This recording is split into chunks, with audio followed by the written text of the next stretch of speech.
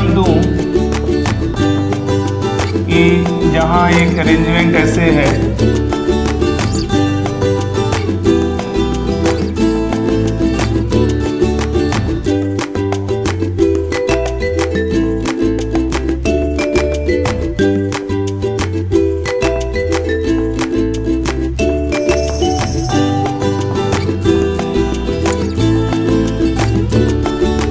फिर से मान लो मैंने दो इक्वल ब्लॉक का एक अरेंजमेंट लिया with 3 pulleys marking as this is P1, this is P2, P3, ठीक है। 3 पुली है, तीनों पुली मान लो लाइट एंड फ्रिक्शनलेस, तीनों लाइट है, फ्रिक्शनलेस है, ठीक है ना। So light and frictionless pulleys, light and frictionless pulleys with light string.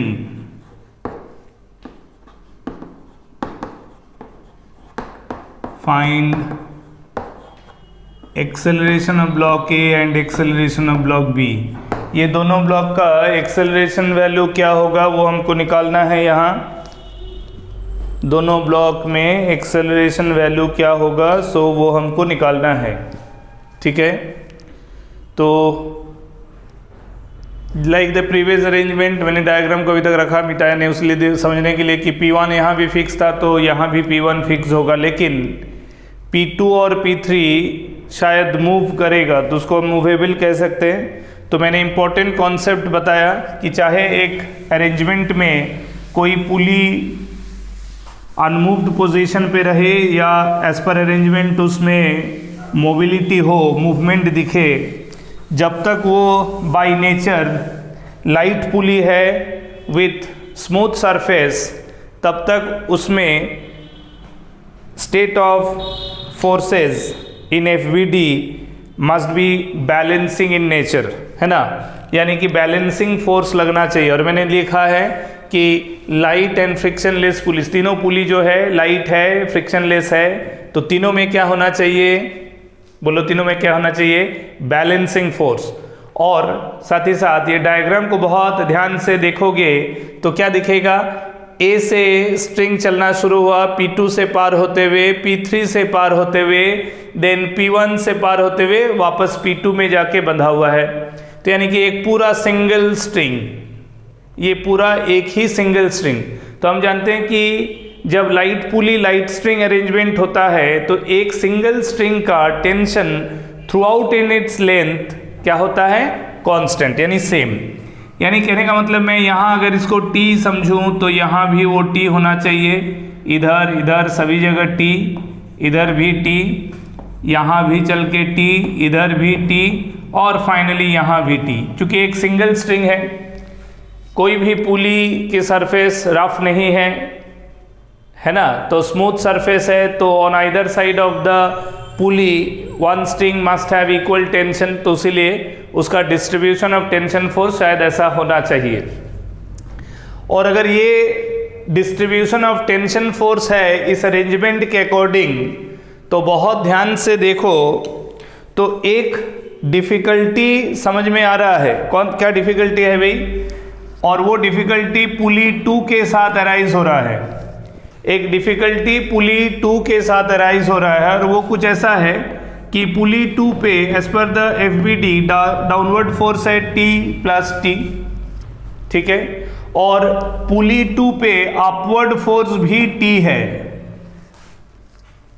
कारण स्ट्रिंग का अगर टेंशन थ्रू आउट सेम रखते हैं, टेंशन ऑफ द स्ट्रिंग अगर थ्रू आउट सेम रखते हैं तो इसका मतलब है कि हर जगह T ही ले सकते हैं। और अगर हर जगह T लेते हैं ये मान के by the consideration of the fact that light string should have equal tension force throughout in its length, तो फिर उस हिसाब से पुली 2 के अपवर्ड साइड में भी T ही होना चाहिए क्योंकि वो भी उसी स्ट्रिंग का हिस्सा है। और अगर ऐसा होता है तो now this implies that unbalancing forces, this implies that unbalancing forces on pulley 2 जो कि पुली 2 के लिए जस्टिफाइड नहीं है, एक लाइट पुली के लिए जस्टिफाइड नहीं है। एक लाइट पुली अपने दोनों साइड पे अपवर्ड और डाउनवर्ड अनइक्वल फोर्सेस नहीं रख सकता, वो डिजर्व ही नहीं करता है कि उसमें अनइक्वल यानी कि अनबैलेंसिंग फोर्सेस हो एज पर फ्री बॉडी। और हम जानते हैं ऐसा इसलिए संभव नहीं है कि अनबैलेंसिंग फोर्स होने का मतलब है कि वो जिस भी ब्लॉक पे अनबैलेंसिंग फोर्सेस का एग्जिस्टेंस होगा यानी उस ब्लॉक पे रिजल्टिंग इफेक्ट एक एक्सेलरेटेड काइनेमेटिक्स होना चाहिए, जबकि एक्सेलरेटेड काइनेमेटिक्स तो हम उस पर बात कर सकते हैं जो मास वैल्यू है, जिसका एक मास मेजरेबल है। तो पुली का मास मेजरेबल नहीं है, नेग्लिजिबल है, तो उस पर अनबैलेंसिंग फोर्स नहीं होना चाहिए। इसका मतलब पुली 2 भी डिजर्व करता है कि उस पर अगर डाउनवर्ड फोर्स 2T बन रहा है तो अपवर्ड भी 2T बने, जबकि ऐसा संभव नहीं है। फिर यहाँ अगर 2T बना देते हैं पुली 2 पर बैलेंसिंग लाने के लिए, फिर दूसरा थ्योरी गलत हो जाता है कि how can a light string is using different strength in its own length. तो इसका मतलब है कि ये अरेंजमेंट यहां से टूटेगा। Got my point? ये अरेंजमेंट सरवाइव ही नहीं कर सकता है। ये अरेंजमेंट कहां से टूटेगा? In between pulley 1 and pulley 2, because this portion deserves double strength then the string strength at other places, which is again contradictory by the tension distribution on a light inextensible string. यानी कि ये arrangement survive कर ही नहीं सकता है for all 3 light pulleys with this string taken light. ठीक है, तो यहां से टूटेगा यानी कि स्ट्रिंग स्लैग कर जाएगा, तो फिर दोनों ब्लॉक के लिए सिर्फ और सिर्फ mg रह जाता है। That means both acceleration of A and acceleration of B must be g in the downward direction।